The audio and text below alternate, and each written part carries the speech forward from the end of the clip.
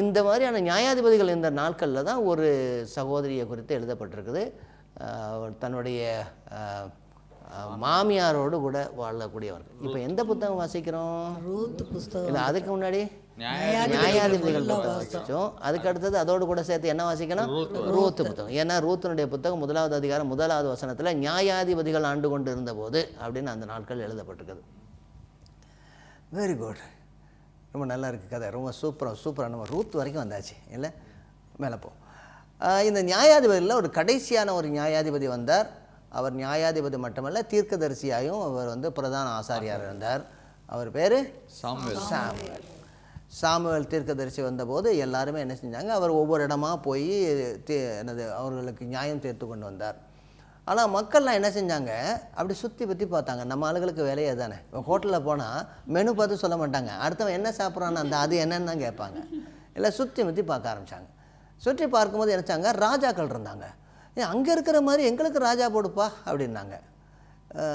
மற்ற மக்கள் ராஜாக்கள் ஆளுவது போல் எங்களையும் ராஜாக்கள் ஆளட்டும், ரொம்ப நல்லா இருக்குமே அப்படின்னாங்க. உடனே சாமுவேல் ஐயாவுக்கு பிடிக்கலை, உங்களை சொல்லலை.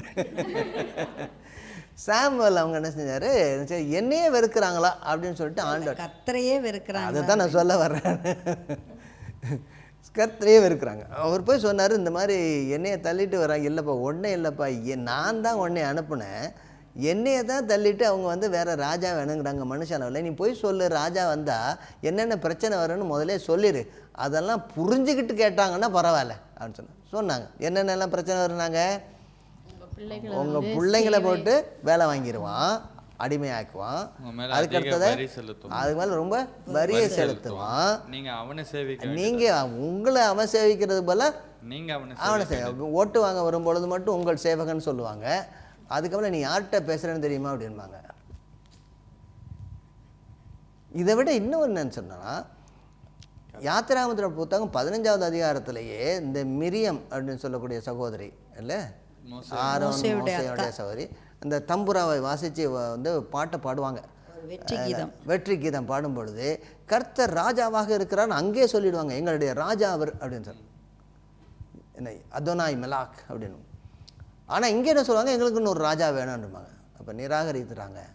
ஆண்டவர் சொல்ல, சரி அவங்க கேட்குறபடி கொடு, அனுபவிச்சுக்கிட்டோம் அப்படின்னு சொல்லி 1வது ராஜாவாக பென்யமின் கோத்திரத்தாகிய சவுலை அபிஷேகம் பண்ணுறாங்க. சவுல் நல்ல பெரிய ஆளாக இருக்கிறாரு. அவர் முதல்ல ஆரம்பிக்கும் போது நல்லா தான் இருந்தார், பொதுவாக அப்படி தான் இருப்பாங்க எல்லாரும். ஆரம்பிக்கும் போது நல்லா இருந்தார். அதற்கு பின்பதாக கர்த்தருக்கு விரோதமாக அவருடைய கட்டளைக்கு கீழ்ப்படியவில்லை. எனவே கர்த்தர் என்ன செய்கிறார், தன்னுடைய இருதயத்திற்கு ஏற்றவனாகிய தாவீதை ஆண்டவர் தெரிந்து கொள்கிறார். தாவீதை ஆண்டவர் ராஜாவாக்கும்படி சாமுவேல்கிட்ட சொல்கிறார். ஓகே, இப்போ எந்த புத்தகம் படிச்சுட்டு இருக்கோம்? 1 சாமுவேலுடைய புத்தகம் படிச்சு. முன்பதாக தாவீதுடைய நாட்களில் ஒரு கோல்டன் இயரா அப்படின்னு சொல்லலாம், ஒரு என்ன சொல்கிறது, ஒரு பொற்காலம். திரும்ப அந்த ராஜ்யத்தை எடுத்து கட்டுறாரு. அவங்க இழந்து போன பகுதிகளெல்லாம் அவர் விரிவாக்குறாரு. சண்டைகள் எல்லாம் முடிந்து போகுது. இப்போ கட்டடங்கள்லாம் கட்ட ஆரம்பிச்சிட்டாங்க. அவருக்கு நல்ல ஒரு வீடு கட்டிட்டாரு, சூப்பராக ஒரு முதல்ல வீடு போட்டுட்டாரு. அப்புறம் தேவனுடைய அந்த உடன்படிக்கை பெட்டி எங்கேயோ இருந்துச்சு, அதை ஆடி பாடி கொண்டு வந்துட்டார், வீட்டுக்கு கொண்டு வந்துட்டார்.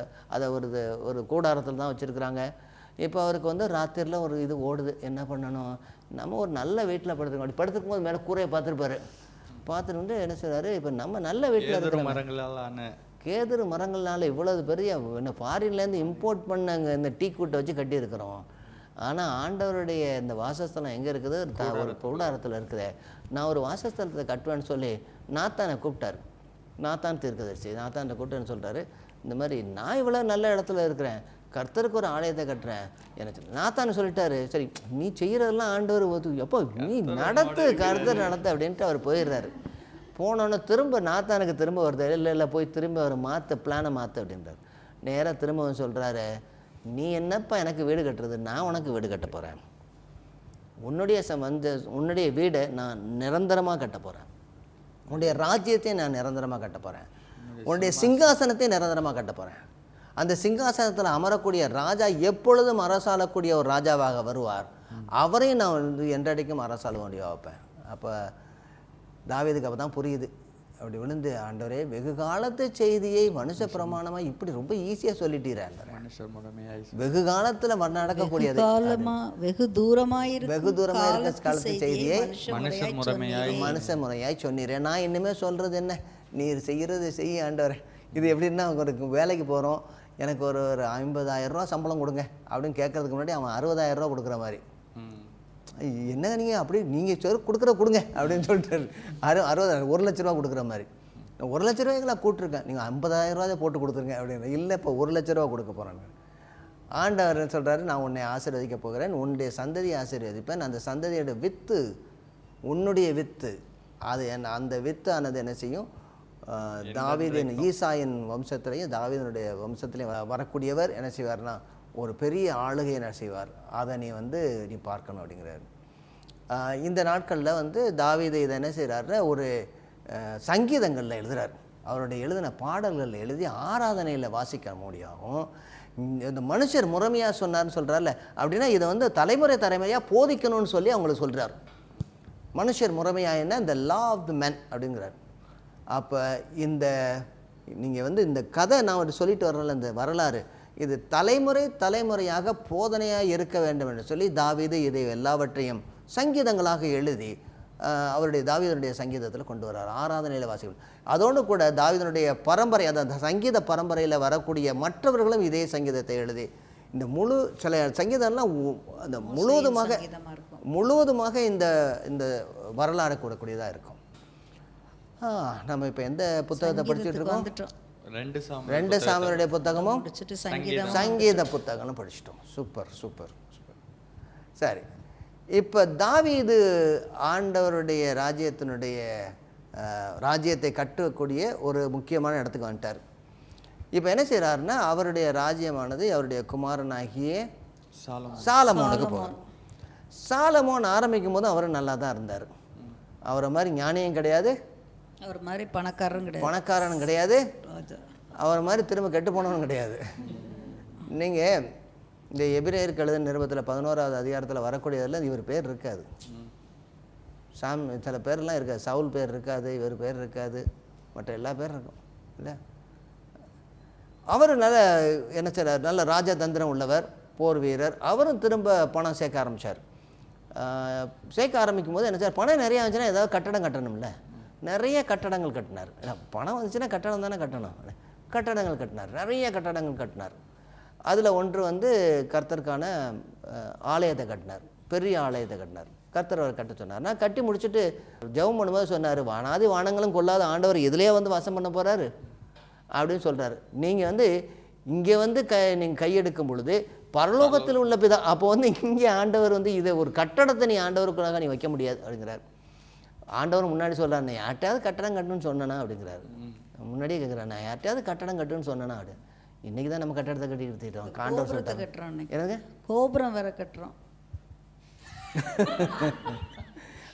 ஓகே சரி. சாலமோன் நிறைய கட்டடங்கள் கட்டுறாரு. இப்போ கட்டடம் கட்டுறதுக்கு 2-3 இது வேணும். ஒன்று மரம் வேணும், சரியா, நிறைய மரம் வேணும். 2வது ஆள் வேணும். 3வது பணம் வேணும். சரி, இப்போ பணத்துக்கு எங்கே போகிறது? வரி போர்டு, மக்கள் மேலே வரி போர்டு. அப்புறம் ஆளுகள் வேணும். என்ன செய்கிறது? மக்களை கொத்தடிமையாக்கு, சரியா. இப்போ மரங்கள் வேணும். எங்கே போகணும்? இல்லை, வெளிநாட்டுக்கு போகணும். இப்போ வெளிநாட்டுக்கு போகிற இடத்துல அவன் சும்மா வெட்ட விட மாட்டான். என் பொண்ணையும் கட்டிக்க, நீயும் வெட்டிக்க அப்படின்மா. கட்டிக்க வெட்டிக்கோ அப்படி தான் செஞ்சார். நிறைய இடங்களில் போகும் பொழுது அவர் மற்ற தேசங்களோடு கூட உறவு கொள்ளும்போது அந்தந்த தேசத்தில் இந்த அரசியல் ரீதியாக திருமணம் பண்ண ஆரம்பித்தார்.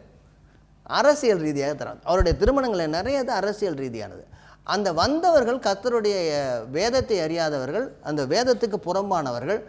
அவங்க என்ன செய்ய, அவருடைய இருதயத்தை மனமாற பண்ணினார்கள். பிற்காலத்தில் அந்நிய தேவதைகளை வணங்குறவர் அவருடைய மனதை மாற்றி விட்டார்கள். ஒரு பெரிய கணக்கெடுப்பே இருக்கும், இத்தனை பேர் இருந்தாங்கன்னு சொல்லியிருக்கோம். ஆனால் அடிப்படை என்ன, கர்த்தரை விட்டு மனமாறும்படியாக அவருடைய போக்கே இருந்துச்சு. அவருடைய ஸ்ட்ராட்டஜி அந்த மாதிரி போயிடுச்சு. எல்லாத்துக்கும் காம்ப்ரமைஸ் பண்ணிட்டார். அதாவது ராஜரிகத்தை தன்னுடைய மகிமையை பெரியதாகப்படுத்துறதுக்காக கர்த்தருடைய வேதத்தை விட்டுட்டார். அவருடைய பேரை இல்லாமல் போச்சு அதுக்கு பின்னார். ஆனால் அவர் ஞானமாக நிறையா எழுதியிருக்கிறார், நிறையா புத்தகங்கள் எழுதியிருக்கிறார், நீதிமொழிகள் எழுதியிருக்கார், எப்படியெல்லாம் இருக்கணும்னு சொல்லி. அப்புறம் பிரசங்கி புத்தகம் எழுதியிருக்காரு. ஒரு குடும்பம் எப்படி இருக்கணும்னு சொல்லி உன்னத பாட்டு, பிரதான பாட்டு அந்த மாதிரி எழுதியிருக்கிறார். இப்போ என்ன ஆயிடுச்சுன்னா, அவர்கிட்ட இருந்து அவருடைய சாலமோன்கிட்ட இருந்து ரெகொபயாம் அவருடைய பையனுக்கு கையில் போகுது. சின்ன பையன், இது வரைக்கும் அவனுக்கு கஷ்டமே தெரியாது. தான் வந்து ராஜ்யத்துக்குள்ளே வந்திருக்கிறான். உடனே என்ன செஞ்சான், தன்னுடைய இளைஞர்கள்லாம் சேர்த்துக்கிட்டான். அப்படி தானே பண்ணுவாங்க பசங்கள்லாம், பெரியவங்கள கேட்க மாட்டாங்கல்ல. வாலிபர்கள் வந்து அவங்க வாலிபர்கள் வந்து சேர்த்துக்கிட்டு பெரியவங்கள்ட்ட கிடையாது, அது பெருசு, அது தான் பேச, நீ பேசாமல் விடு. தன்னுடைய அப்பாவை பற்றியே மற்றவங்கள்ட்ட சொல்லுவான், அதுக்கு ஒன்றும் தெரியாது, அது அப்படி தான் பேசிட்டு புலம்பாதீங்க, கண்டுக்கிறாரு மாப்பிள்ளை அப்படின்னு போவான். அவனை மாப்பிள்ளைன்மா. ஓகே சரி. இப்போ என்ன ஆயிடுச்சுன்னா, இந்த ரெகொபயாம்கிட்ட போய் எல்லா மக்களும் சொன்னாங்க, எங்களுக்கு ரொம்ப கஷ்டமாக இருக்குது, நீங்கள் இவ்வளவு வாங்கிட்டீங்க, அடிக்கடி வரி போடுறீங்க, நான் என்ன பண்ணுவேன் அப்படின்னு. முதல்ல வந்து தன்னோடு கூட தகப்பனோடு கூட இருந்த பெரியவங்கள்ட்ட கேட்டிருக்காரு. ஆனால் அவங்களுடைய ஆலோசனையை, சரி இது வந்து சும்மா அவங்களுக்கு டைம் பாஸ்க்காக கேட்டேன், ஆனால் ரியல் ஆலோசனை யார் கொடுக்க போகிறான், என் ஃப்ரெண்ட்ஸ் தான் கொடுவாங்க. நண்பன்கிட்ட கேட்டேன். நண்பன்கிட்ட கேட்டேன். அவன் சொன்னான், ஏய் விட்டுறாத மாப்பிள்ள, இப்போ நீ விட்டியன்னா எல்லாரும் இதாகிடுவாங்க, நீ போய் நல்லா சொல்லு, என் சுண்டு வேற என் அப்பனுடைய இடுப்போட பெருசு, அவன் அப்போ பெருசாக இருப்பான்னு நினைக்கிறேன், அவ்வளோ பெருசு அப்படின்ட்டார். கடுமையாக இது பண்ணார். இப்போ மக்கள்லாம் கொதிக்க ஆரம்பிச்சிட்டாங்க. இப்போ இந்த சமயத்தில் ரெகொபயாமில் இருக்கக்கூடிய எரோபயான்னு ஒருத்தர் வந்து முன்னாடி ஓடிட்டார், ஒரு அதிகாரி திரும்ப வந்துட்டார். இந்த இவெல்லாம் இறந்து போனால் இப்போ மக்கள்லாம் கொதிச்சுக்கிட்டு இருக்காங்க அப்படின்னு சொல்லி வந்துட்டார். வந்த உடனே என்ன ஆயிடுச்சுன்னா, இந்த இஸ்ரவேல் 12 கோத்திரங்கள் இப்போ 2ஆக பிரிஞ்சிருச்சு. 10 கோத்திரங்கள் வடக்கு பகுதியாக இருந்து அது இஸ்ரவேல் தேசம் என்று மாறிடுச்சு. அதுக்கு எரோபயாம் அவர் தான் ராஜாவாயிட்டார். 2 கோத்திரங்கள் என்னாச்சுன்னா, அவங்க தெற்கு பகுதியாக இருந்தாங்க, அதை வந்து யூதா தேசம் அப்படின்னு யூதா தேசம், யூத குலத்தினுடைய தேசமாக இருந்தது. இதுக்கு தலைநகர் வந்து எருசலேம் தொடர்ந்து இருந்துச்சு. வடக்கு தேசத்துக்கு நிறைய தலைநகர்கள் இருந்தால் அங்கங்கே வச்சுருந்தாலும் சமாரியா அப்படிங்கிற இடம் வந்து முக்கியமாக இருந்தது. வடக்கு தேசத்தில் இருந்த எல்லாருமே ரொம்ப கிட்டத்தட்ட எல்லாருமே கெட்டவர்களாக இருந்தாங்க, எல்லாருமே கெட்டவர்கள். ஆனால் தெற்கு தேசத்தில் இருந்தவர்கள் நல்லா இருந்தாங்க. வடக்கு தேசத்தில் ஆண்டவர் அநேக தீர்க்கதரிசி அனுப்பிட்டே இருந்தார். அவங்க கேட்குற மாதிரி இல்லை. என்ன ஆயிடுச்சு, 722வது வருஷம், கிறிஸ்துவுக்கு முன்பு 722வது வருஷம், கர்த்தர் அசீரியா தேசத்து ராஜாக்களை கொண்டு வந்தார். அசீரியர்கள் ரொம்ப கொடுமையானவங்க, ரொம்ப கொடுமையானவங்க. இந்த விழுந்து போன இஸ்ரவேல் தேசத்தை அனைத்தையுமே பிடித்து பற்பல நாடுகளுக்கு நாடு கடத்தி விட்டார்கள். வேறு நாட்டிலேருந்து கொண்டு வந்தெல்லாம் இங்கே கொண்டு வந்து கலப்பட ஜாதியாக மாற்றிட்டாங்க. அதன் மூலமாக வந்து அதுதான் அந்த சமாரிய இனம் என்பது. கர்த்தர் அமைதியாக கிட்டத்தட்ட 200 வருடங்கள் ஒவ்வொரு முறையாக ஊழியக்காரர்கள் அனுப்பி பார்த்தார். அவர்கள் திரும்பவில்லை. ஆனால் சொல்லியிருந்தார், நீ இந்த உடன்படிக்கையை அதன்படி நடந்தால் இந்த தேசத்துக்குள்ளே இருப்பீர்கள், இல்லாவிட்டால் நீங்கள் இந்த தேசத்தை விட்டு அநேக தேசங்களுக்கு அடிமைகளாக போவீர்கள் என்று சொல்லியிருந்தார். அவர்கள் கேட்கவில்லை. சரி, யூத தேசம் என்ன செய்தது, அதை குறித்து அடுத்த நிகழ்ச்சியிலே பார்ப்போம்.